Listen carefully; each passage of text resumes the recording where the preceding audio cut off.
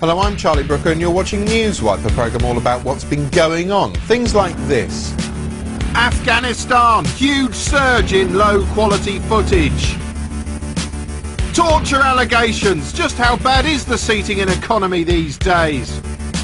And victory for equality as BNP votes to admit wankers of any colour. But we start by going live to South London, where I'm expected to be speaking in a few moments. We can see the sofa there. Not much happening at present, but that's all expected to change.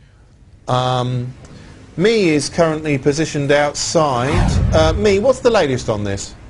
Well, Me, there really are no new facts to report as such. I'm outside the building where I'm expected to return any moment now. When that happens, I should be making my way in through that door, taking a position on the sofa and reading a short statement to camera. It's believed I left these premises sometime earlier today to visit a local shop, stock up on some semi-skimmed milk, 1 or 2 cans of a well-known Diet Cola and a chocolate bar. No word on precisely what bar we're talking about, but clearly we're dealing with some kind of sweet tooth here. And I understand, I think I can hear Me returning. Yes, here I am approaching the door, as you can see, opening it.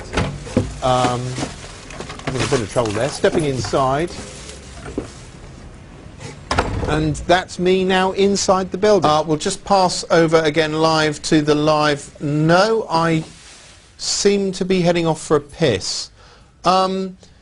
Me, is there anything you can tell me about the sofa we're seeing now? Well, the sofa, I mean, it's quite familiar to some of your viewers. It's got a kind of burgundy hue. It's understood it actually came with the flat, which was fully furnished when that was purchased. We'll have to cut you off there, I'm afraid. Me appears to have come back, and so let's... I don't know about you, but the news' obsession with live broadcasting gets right on my booberma jugs. Bloody progress is to blame. It's made it possible for the news to broadcast live from anywhere in the world, usually for no good reason. David Cameron is going to make a speech in this academy in South London. Sometimes it excitedly cuts live to a location where someone's about to make a statement, albeit not quite yet. Sometimes it shows you eerie, unpopulated chambers or rooms full of people ambiently milling around, which make you start to feel like a ghost if you stare for too long.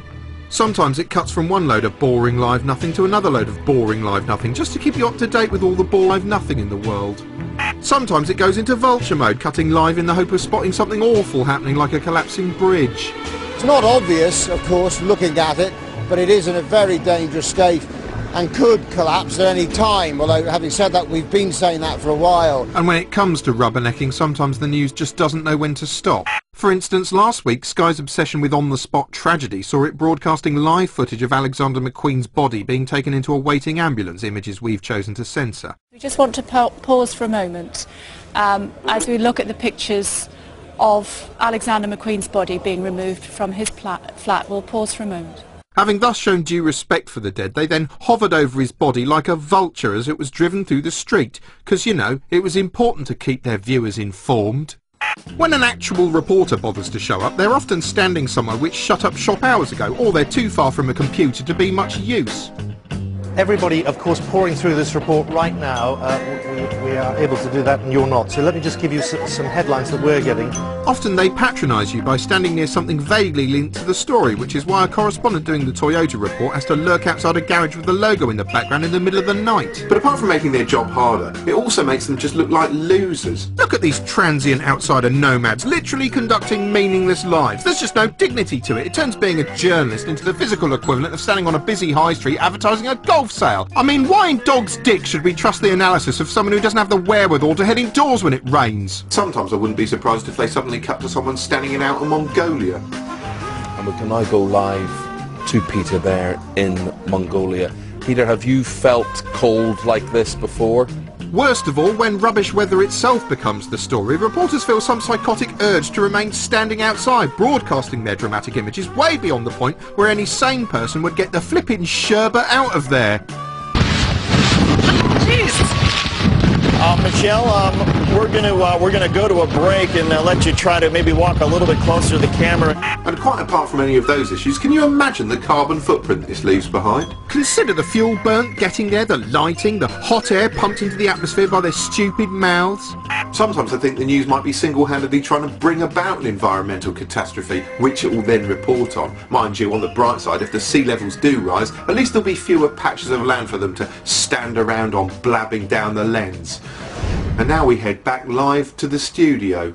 Well, now it's time for our new Have Your Say section, in which you don't have your say. Instead, embittered comic Doug Stanhope does.